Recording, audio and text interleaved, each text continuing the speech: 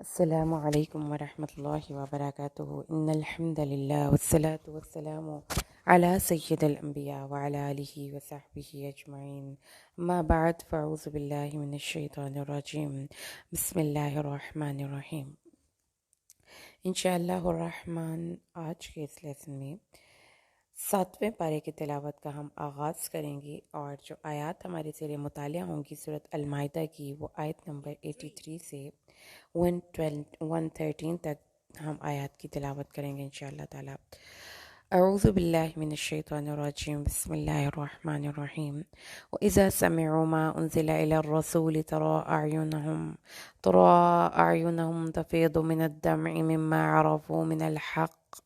يقولون ربنا آمنا فاکتبنا مع الشاہدین۔ اور جب وہ سنتے ہیں جو رسول کی طرف نازل کیا گیا ہے تو دیکھتا ہے کہ ان کی آنکھیں آنسوؤں سے تر ہوتی ہیں، اس وجہ سے کہ انہوں نے حق کو پہچان لیا۔ کہتے ہیں ہمارے رب ہم ایمان لے آئے، سو ہمیں شہادت دینے والوں کے ساتھ لکھ لے۔ سلیمان رضی اللہ عنہ روایت کرتے ہیں کہ جب نبی صلی اللہ علیہ وسلم مدینہ تشریف لائے تو میں نے کھانا تیار کر کے آپ کے پاس لے کر کے آپ نے فرمایا سلمان یہ کیا ہے؟ میں نے کہا یہ صدقہ ہے۔ آپ نے فرمایا میں نہیں کھاتا۔ آپ نے اپنے صحاب کو کھلا دیا، پھر انہوں نے ان کو ہدیہ دیا تو حضرت رسول صلی اللہ علیہ وسلم نے اس کو کھا لیا۔ آپ نے فرمایا کہ حضرت سلیمان نے پوچھا مجھے نصارہ کے بارے میں بتائیے، تو آپ نے فرمایا ان میں کوئی خیر نہیں۔ حضرت سلیمان کہتے میں بہت برے دل کے ساتھ وہاں سے اٹھ آیا، تب اللہ نے یہ دو آیتیں نازل فرمائیں، لَتَجِدُنَّ سے لے کر یہ اگلے آیت 82 اور 83۔ اس کے بعد نبی صلی اللہ علیہ وسلم نے ان کو پیغام بھجوایا اور کہا کہ اللہ نے تمہارے متعلق آیتیں نازل کی ہیں، کیونکہ حضرت سلیمان روتے ہوئے وہاں سے اٹھ کر گئے تھے۔ دوسری جو اس کی شان وجہ نزول ہے وہ نجاشی جو حبشہ کا بادشاہ تھا، اس کے بارے میں نازل کی گئی کہ کفار مکہ کے سفیروں کی شکایت پر جب حضرت جعفر ابن طیار نے اس کے سامنے تقریر کی اور سورۃ المریم کی تلاوت کی تو نجاشی اور اس کے ساتھیوں کی آنکھوں سے آنسو بہنے لگے اور نجاشی مسلمان ہو گئے۔ اگرچہ وہ مدینہ نہیں جا سکے مگر ان کی وفات پر نبی صلی اللہ علیہ وسلم نے ان کا غائبانہ نماز جنازہ پڑھایا، جس سے یہ پتہ چلتا ہے کہ اللہ تعالیٰ نے ان کی امت کو یعنی کہ عیسائیوں کے ان لوگوں کی بہت تعریف کی ہے جو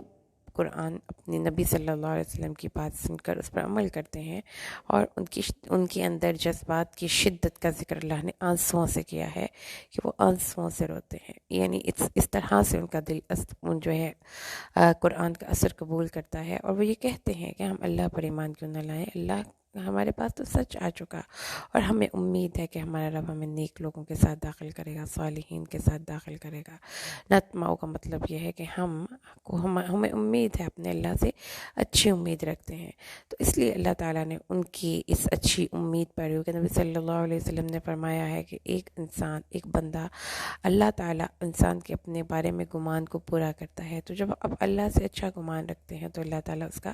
اچھا آپ کو بدل نصیب کرتے ہیں، جیسے کہ 85 آیت میں پھر اللہ تعالیٰ نے فرمایا کہ اللہ نے ان کو ایسے باغات دیے جن کے نیچے نہریں جاری ہیں، ان میں وہ ہمیشہ رہیں گے، اور یہی محسنین کا بدلہ ہے۔ اور تصویر کا دوسرا رخ جو کفار ہیں ان کا دوزخ میں ٹھکانہ ہوگا، آیت نمبر 86 کے حوالے سے۔ آیت نمبر 87 میں دوبارہ سے سورۃ المائدہ کی اس مضمون کو دہرا دیا گیا جو ہم اس کی سٹارٹ میں پڑھ کے آئے تھے، یعنی کہ محرمات کھانے اور پینے کے حوالے سے۔ تو اللہ تعالیٰ نے بتایا کہ جو تمہارے لیے طیبات ہیں ان کو حرام نہ کرو، اور جو تمہارے لیے حرام ہے ان کو اپنے لیے جائز نہ سمجھو۔ تو طیبات جو بھی ان کے لیے ان کی شریعت میں حلال تھی، جن کو ان کے علماء اور مشائخ نے ان کے اوپر حرام کر دیا تھا، اور خاص طور پہ اس طرح سے کہ رہبانیت اور نکاح کرنا، اس طرح سے ان چیزوں کو انہوں نے، رہبانیت کیا ہوتی ہے ایکچولی کہ آپ نے اپنے آپ کو، اپنے جو آپ کے فزیکل ڈیزائرز ہیں نا ان کے اوپر آپ نے فوکس کرنا ہے، کشٹ کاٹنے ہیں، یعنی آپ نے کھانا بہت زیادہ کھانا ہے اور شادی نہیں کرنی، اس طرح سے رہبانیت۔ تو اللہ تعالیٰ نے فرمایا کہ طیبات چیزیں ہیں ان پر عمل کرنے سے تمہیں کوئی گناہ نہیں، تو حلال چیزوں میں اپنی زندگی کو ایزی کر کے گزارو، حلال ہے۔ تو اس لیے حرام چیزیں جو اللہ نے بتا دیں، اس کے علاوہ کسی بھی اور شخص کو اس چیز کا اختیار نہیں دیا جا سکتا کہ اللہ کی حلال کی ہوئی چیزوں کو حرام کرے۔ اللہ تعالیٰ نے فرمایا کہ یہ جو ہے نا، یہ حد سے گزر جانا ہے، اور اللہ تعالیٰ ایسے حد سے گزر جانے والوں کو پسند نہیں کرتا۔ تو اللہ تعالیٰ نے یہ بتا دیا کہ مسلمانوں، پاک چیزیں، طیبات، حلال چیزیں یہ کھاؤ، ان سے فائدہ اٹھاؤ، اور کسی بھی حوالے سے اپنے آپ کو ان سے دور نہ کرو۔ کھاؤ اور پیو جو اللہ نے نازل کیا ہے، حلال اور طیب۔ تو حلال کی کیٹیگری میں ہر وہ چیز جو ہم پیچھے بڑھ کے آئے ہیں، یعنی کہ کھانے اور پینے میں۔ اور اس لفظ کی وسعت دیکھیے کہ اگر آپ کھانے میں سور کا گوشت نہیں کھاتے، آپ مردار نہیں کھاتے، تو اسی طریقے سے کسی سے لوٹ کر پیسہ نہ کھائیے، کسی کا پیسہ غصب کر کے نہ کھائیے، کسی کی ناجائز جسم جو آپ پہ حق نہیں بنتا اس کا وہ نہ کھائیے، کیونکہ وہ بھی کھانا آپ کو حلال نہیں۔ تو حلال کی صرف یہی کیٹیگری نہیں ہے پیاری بہنوں کہ آپ کسی کی کو یہ نہ کھائیں، مردار نہ کھائیں۔ حلال کی کیٹیگری ایک یہ بھی ہے کہ اس کا جو کمائی کا ذریعہ ہے وہ بھی شریعت کے مطابق ہو، سود کے ذریعے، رشوت کے ذریعے، لوٹ کے، کسی کے کو پیسہ لے کر۔ کیونکہ ایک میں نے کہیں پہ ایک واقعہ پڑھا اور مجھے بڑی شرمندگی ہوئی کہ اس نے کہا ایک چائنیز جو ایک تھا، اس کا ایک انٹرویو میں نے پڑھا، اس نے کہا کہ مسلمس کے ساتھ میں جب انٹریکشن کرتے ہیں تو وہ بہت زیادہ کیئر کرتے ہیں اس چیز کے حوالے سے کہ حلال فوڈ کھائیں وہ، ٹھیک ہے، کہ وہ اس طرح سے کوئی چیز نہیں کھاتے، اور اچھا ہے ان کے کلچر میں یہ چیز ہے۔ لیکن جب ہم ان سے انٹریکشن کرتے ہیں تو جو وہ مال دکھاتے ہیں اس سے دو نمبری کرتے ہیں، کوئی اور دیتے ہیں، انوائسز چینج کر دیتے ہیں، اس کے بعد ہمیں لوٹنے کے ان کے پاس 10,000 بہانے ہیں۔ تو کیا یہ حلال ہے ان کے مذہب میں؟ تو یہ چیزیں جو ہے نا، یہ ڈول سٹینڈرڈز ہے۔ اس لیے یاد رکھیے کہ کھانے پینے کی جو بھی چیز ہوگی اس کا سورس آف انکم بھی ضروری ہے کہ آپ کو پتہ ہو کہ کیا یہ صحیح ہے، کسی سے لوٹ کر چیز کو چھین کر نہیں کھانا۔ اور طیب، جیسا کہ آپ سب کو پتہ ہے کہ جو چیزیں ناپاک ہیں وہ ہمیں نہیں کھانی۔ تو ناپاک میں پھر گلے سڑے پھل بھی آ جاتے ہیں، جس میں پھر سنڈیوں والے کھانے بھی آ جاتے ہیں، جس میں پھر وہ والی جگہیں یہ حلال نہیں ہے، ہمارے لیے کھانا درست نہیں ہے۔ تو اگر آپ بہت زیادہ ہوٹلنگ کرتے ہیں، فوڈ چینز کے ریسٹورنٹس میں جاتے ہیں، تو اس چیز کا آپ کو اگر 100% شیورٹی نہیں تو کہ یہ جگہ، یہ ان کے کھانے کے برتن اور یہ سارا کچھ نیٹ کلین ہے، ہاتھ دھو کے کھانا بناتے ہیں، اور ان کے اوپر کوئی مکھیاں یا کوئی کیڑے مکوڑے یا اس طرح سے تو نہیں، مسالے صحیح چنے ہوئے ہوتے ہیں۔ اگر آپ کو شیورٹی ہے تو جائیے، اگر نہیں ہے تو پھر یہ اسی حکم میں جائے گا کہ بہت مجبوری ہے تو کھا لیا، چسکا لگانے کے لیے نہیں کھانا۔ یہ اللہ کا حکم ہے، اس لیے اس پہ عمل کریں اور اللہ سے ڈرتے رہو تاکہ تم ایمان لاؤ۔ آیت نمبر 89 میں کفارہ قسم کی بات ہو گئی۔ اللہ تم سے تمہاری قسم لغویات پر مواخذہ نہیں کرتا، لیکن جو تم نے پختہ ارادے سے قسمیں کھائی اس پر تمہارا مواخذہ ہوگا۔ اس کا کفارہ 10 مسکینوں کو اوسط درجے کا کھانا کھلانا ہے جو تم اپنے گھر والوں کو کھلاتے ہو۔ اگر آپ نے لغو قسم کھا لی، یعنی کہ ایک وہ قسم ہے جو ایک انسان قسمیں، وہی قسمیں، لد قسمیں، اس قسم کی قسم پر نہ آپ کو کف نہیں ہوگا، مواخذہ نہیں ہوگا۔ لیکن وہ جو آپ نے پختہ قسم کھائی، اگر وہ توڑنی پڑے گی تو 3 روزے رکھیں، 10 مسکینوں کو کھانا کھلائیں، کپڑا پہنائیں اور گردن آزاد کریں۔ سب سے پہلے تو اپنے 10 مسکینوں کو کھانا کھلانا ہے یا ایک گردن آزاد کرنی ہے۔ اگر نہ پائے تو پھر روزے رکھنے ہیں۔ اگر آپ افورڈ کر سکتے ہیں تو اس کا کفارہ ہے 10 مسکینوں کو کھانا کھلانا۔ اور اسی طریقے سے جو نظر باندھ لے اور نظر پوری نہ کرے تو اس کا کفارہ بھی یہی ہے، جو کہ ایک قسم کا کفارہ ہے۔ اس کے بعد آیت نمبر 90 اور یہ والی جو آیت ہے 90 اور 91 اور 92، ان تینوں آیات کا مضمون ایک ہے، اور وہ کیا ہے کہ حرام کر دیا اللہ تعالیٰ نے شراب اور جوئے کو۔ آیت کریمہ 90 سورۃ المائدہ، اے یا ایھا الذین آمنوا انما الخمر والمیسر والانصاب والازلام رجس من عمل الشیطان فاجتنبوہ لعلکم تفلحون۔ اے لوگوں جو ایمان لائے ہو، بات یہی ہے کہ شراب اور جوا اور شرک کے لیے نصب کردہ چیزیں اور فال کے تیر سراسر گندے کام ہیں۔ شراب اور جوئے کی حرمت سب کو پتہ چل گئی کہ شراب وہ ہے جو کہ آپ کو نشہ دے، ہر نشہ آور چیز شراب ہے۔ اور کیوں حرام ہے اس کی 5 ریزنز بتا دی گئی ان آیتوں میں۔ رجس ہے، گندی چیز ہے، شراب گندی چیز ہے اور شیطان کا عمل ہے۔ تو جو شراب پیتا ہے وہ گندی چیز پیتا ہے اور فرینڈ بن جاتا ہے شیطان کا، اور پھر اس سے بچیں۔ تیسرا، اس کو اللہ تعالیٰ نے حکم دیا ہے کہ یہ آپ نے یوز نہیں کرنی۔ نمبر 4، اگر اس کو آپ چھوڑ دیں گے لعلکم تفلحون، اس کے ترک سے تم لوگ کامیاب نہیں ہو سکتے۔ اگر آپ اس کو نہیں چھوڑیں گے تو آپ کامیاب نہیں ہو سکتے۔ اور نمبر 6، نمبر 5، شیطان اس کے ذریعے تمہارے درمیان عداوت ڈالنا چاہتا ہے اور تمہیں اللہ کے ذکر اور نماز سے روکنا چاہتا ہے، تو کیا تم اب بھی باز نہیں آؤ گے؟ تو اللہ تعالیٰ نے یہاں پر شراب کی اور اس کی حرمت، شراب اور جوئے کی حرمت، اور بت انصاب یعنی کہ نصب کر کے کسی کے نام پر آپ نے کسی کے نام پر وہ نظر و نیاز دے دی اور اس کی جگہ اس کے آستانے پر جا کر ماتھا ٹیک دیا، تو اللہ تعالیٰ نے فرمایا ہے یہ پانسے کے تیر یعنی کہ مستقبل کے حوالے سے کسی بھی قسم کی فاضل گیری، یہ سب منع ہے اور یہ ناپاک ہیں اور شیطان کے کام ہیں، ان سے بچتے رہیں تاکہ آپ فلاح پائیں۔ تو آپ سب نے بھی قرآن پاک کے حکم پر عمل کرنا ہے اور کسی ایک کو ضرور بتانا ہے۔ شیطان کا ارادہ یہ ہے کہ شراب اور جوئے کے ذریعے تمہارے درمیان عداوت اور بغض ڈال دے، اور یہی ہوتا ہے جب شراب پی جاتی ہے تو اس میں بھی، اور جب جوا میں ہار جاتے ہیں تو بھی دل میں نقصان، عداوت، کینہ، نفرت کے جذبات پیدا ہوتے ہیں۔ تو اللہ تعالیٰ نے فرمایا کہ اس لیے ان سے بچ جاؤ، اور نماز سے بھی انسان رک جاتا ہے۔ تو وہ کام اب دیکھیں کہ اگر آپ ڈرامہ دیکھ رہے ہیں، آپ میچ دیکھ رہے ہیں اور آپ باجماعت نماز پڑھنے نہیں جا رہے، یا آپ کچن میں کام کر رہے ہیں اور آپ کو نماز کی ہوش بھول گئی ہے، تو پھر وہ چیز جو ہے وہ خطرہ ہے، اس سے اپنے آپ کو روکیے، کیونکہ وہ آپ کو اللہ کے ذکر اور نماز سے روک رہی ہے۔ اور اللہ تعالیٰ فرماتا ہے یہ شیطانی کام ہے کہ اب بھی تم باز آؤ گے؟ اللہ اور اس کے رسول کی اطاعت کرو اور ہوشیار رہو، اگر تم منہ پھیر لو گے تو جان لو ہمارے رسول کے ذمے تو صرف واضح پیغام پہنچا دینا ہے، بلاغ المبین ہے، یعنی ہر چیز نبی صلی اللہ علیہ وسلم نے ہم تک پہنچا دی، اب وہ ہماری ذمہ داری ہے، اب ان کی ذمہ داری ختم ہے۔ ٹھیک ہے، آیت نمبر 93، لیس علی الذین آمنوا وعملوا الصالحات جناح فیما طعموا مطلب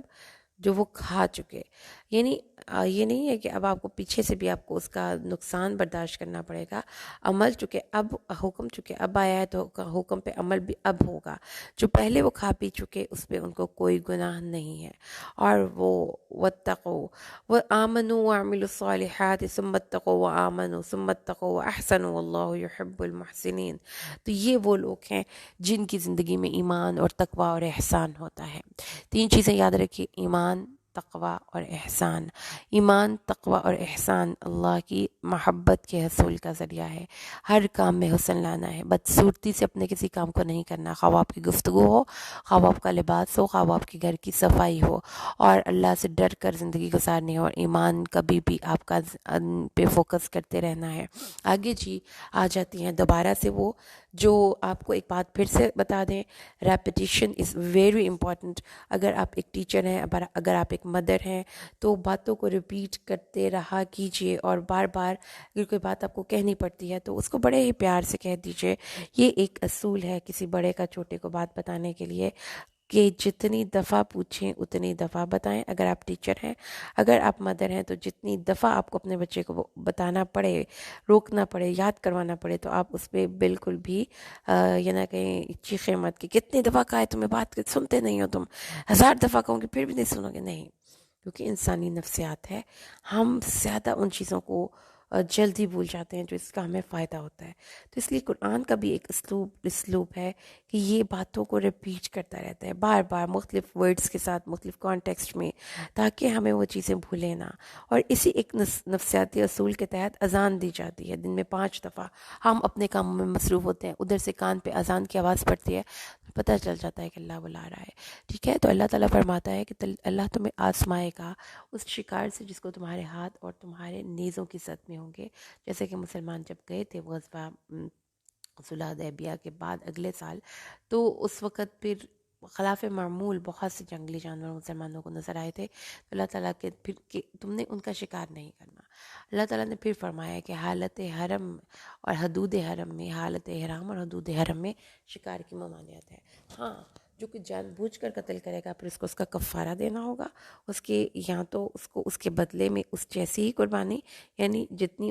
اس کی فارم تھی، بڑا جانور تھا تو اس کے بدلے میں بڑا، اور چھوٹا تھا تو چھوٹا، یا پھر وہ مسکینوں کو کھانا کھلائے گا، یا اس کے برابر روزے رکھے گا، تاکہ اس کو جو اس نے اللہ کی حد کو پھلانگا اس کو اس کا مزہ چل جائے۔ ٹھیک ہے، تو حدود حرم میں آپ نے شکار نہیں کرنا۔ 5 فاسق جانور ہیں، فواسق، جو دوسروں کو خام خواہ پریشان کرتے ہیں، ان کی تفصیل حدیث میں بخاری میں ملتی ہے کہ چوہا، بچھو، چیل، کوا اور کاٹنے والا کتا یہ حدود حرم میں بھی مل جائیں ان کو قتل کر دیا جائے گا۔ اس کے علاوہ اس میں بھیڑیے، سانپ، چیتے اور شیر جو انسانوں کو تنگ کرنے کے لیے ان کی آبادیوں میں گھس جائیں ان کو بھی مارنے کی اجازت ہے۔ اس کے بعد اللہ تعالیٰ نے فرمایا یحکم بہ ذوی عدل منہم، یعنی کہ دو مسلمان مل کر یہ فیصلہ کریں کہ شکار کی مثل کون سا جانور ہے، یا پھر اس کو شکار نہیں میسر تو پھر وہ کیا کرے، تقریباً روزے رکھے یا پھر مسکینوں کو کفارے کے طور پر مسکینوں کو کھانا کھلائے اس کے مثل، یعنی کہ غلہ۔ آیت کریمہ کا اگلی 96 سورۃ المائدہ، اور اس کے بعد بحر یعنی کہ سمندر کا جو شکار ہے وہ حالت حرام میں اور وہ حلال ہے۔ اور اللہ تعالیٰ نے فرمایا صرف خشکی کا جو شکار ہے وہ نہیں کرنا، اور جو دریا کا شکار ہے وہ آپ کھا سکتے ہیں، اس کی کوئی ممانعت نہیں ہے۔ اس کے بعد اللہ تعالیٰ نے فرمایا کہ کعبے کو، آیت نمبر 97، کہ اللہ تعالیٰ نے کعبے کو حرمت والا گھر بنایا جو لوگوں کے لیے قیام کا باعث تھا، اور حرمت والے مہینے اور قربانی کے جانوروں کو، یعنی ان سب کو اللہ تعالیٰ نے کیا کیا، جعل اللہ الکعبۃ البیت الحرام، ان کی احترام کیا جائے گا، کس کس کا، مہینے حرمت والے کا، اللہ کے گھر کا، حدی کا، اور ان کا جن کے گلوں پہ پٹے ڈالے ہوں، اس لیے کہ تمہیں معلوم ہو جائے کہ اللہ تعالیٰ کی سے جو ریلیٹڈ چیزیں یعنی کہ شعائر اللہ ہوتے ہیں ان کی رسپیکٹ کرنی چاہیے، اور اس کے علاوہ یہ بھی ذہن میں رکھیے کہ اللہ تعالیٰ کی امن کی جگہ ہے یہ دونوں، ٹھیک ہے۔ آگے 98، کیونکہ آپ کو پتہ ہے کہ مسلمانوں نے جانا تھا دوبارہ اگلے سال عمرے کے لیے، تو مسلمانوں کو اللہ تعالیٰ نے بتا دیا کہ جو شاعر اللہ ہیں ان کی حرمت کا پاس رکھنا، اور جان لو کہ اللہ تعالیٰ جس کی حرمت کا تم پاس رکھ رہے ہو وہ آسمان اور زمین کا خالق اور مالک اور مدبر ہے، اور جان لو کہ اللہ سخت عذاب کرنے والا ہے، اللہ بخشنے والا بہت مہربان ہے۔ اس لیے اللہ تعالیٰ کو امید اور خوف کے ساتھ پکارو۔ اگر مومن کو اللہ کی تیار کردہ سزا کا علم ہو جائے تو وہ رہ کی روایت میں نبی صلی اللہ علیہ وسلم ارشاد فرماتے ہیں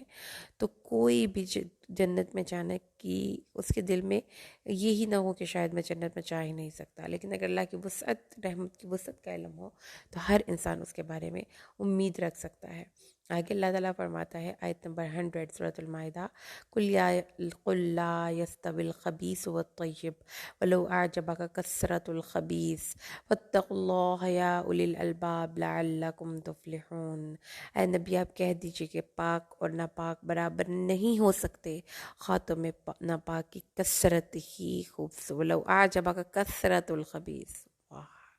کیا آیت کریمہ قرآن حکیم میں اللہ نے بتا دی کہ آج کے دور میں اتنے سبسکرائبرز، اتنے فالوورز، انسٹا پہ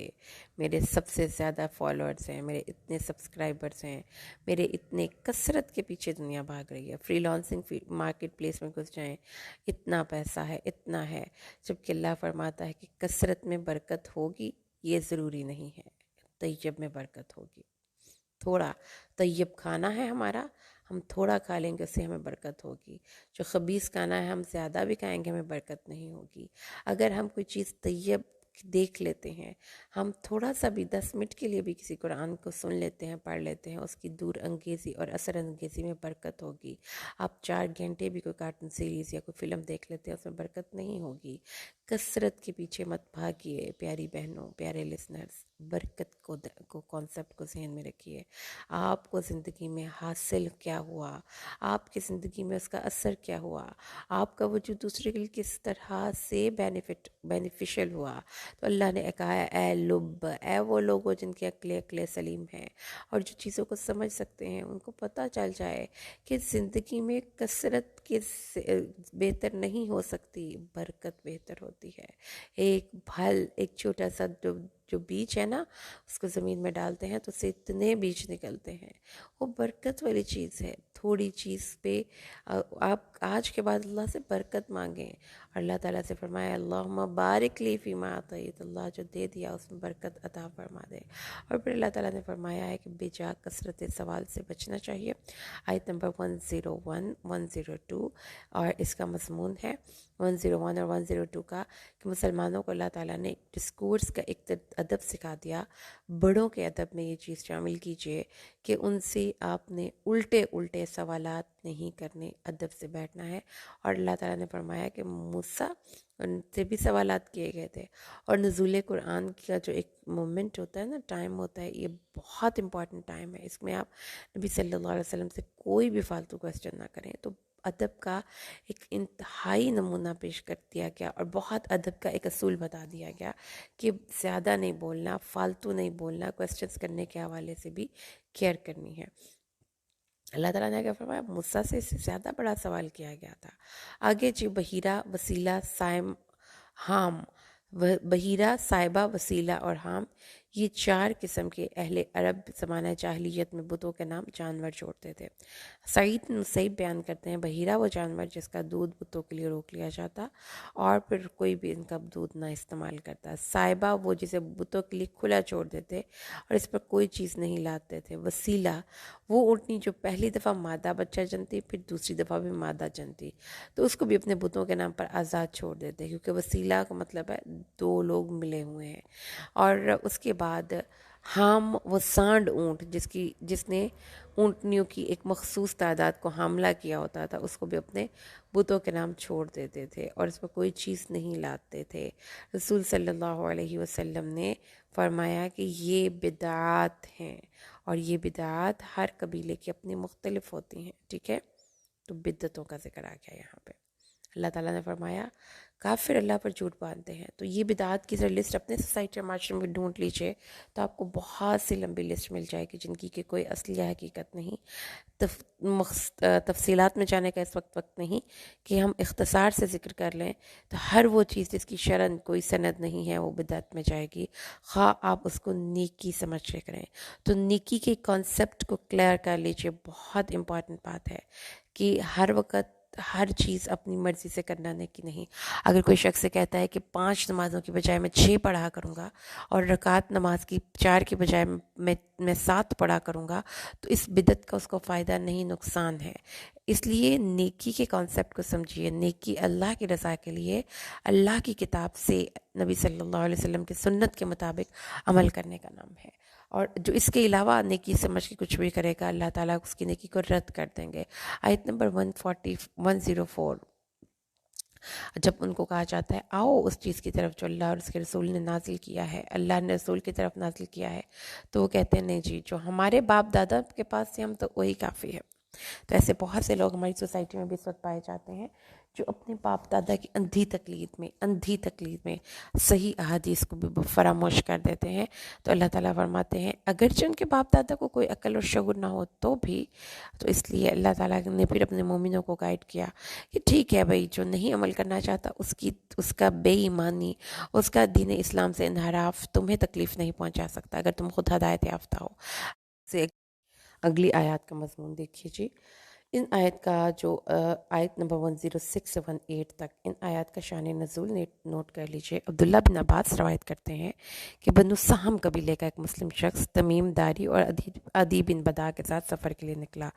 سہمی کو، یہ دونوں عیسائی تھے، ٹھیک ہے، سہمی کو اس سرزمین پر موت آئی جہاں کوئی مسلمان نہیں تھا جسے وہ وصیت کرتا، لہٰذا اس نے اپنا سامان تمیم داری اور عدی کے حوالے کر دیا، اور جب اس کے ترکے کے ساتھ وہ دونوں واپس آئے تو ورثاء نے دیکھا کہ چاندی کا ایک جام جس پر سونے کے نقش و نگار بنے ہوئے تھے غائب ہے۔ مقدمہ رسول صلی اللہ علیہ وسلم تک پہنچ گیا۔ آپ نے تمیم داری اور عدی سے قسم لی اور انہیں چھوڑ دیا۔ بعد میں وہ جام مکہ میں ملا اور ان لوگوں نے جن کے پاس وہ جام ملا تھا کہا ہم نے اسے تمیم داری اور عدی بن بدا سے خریدا ہے۔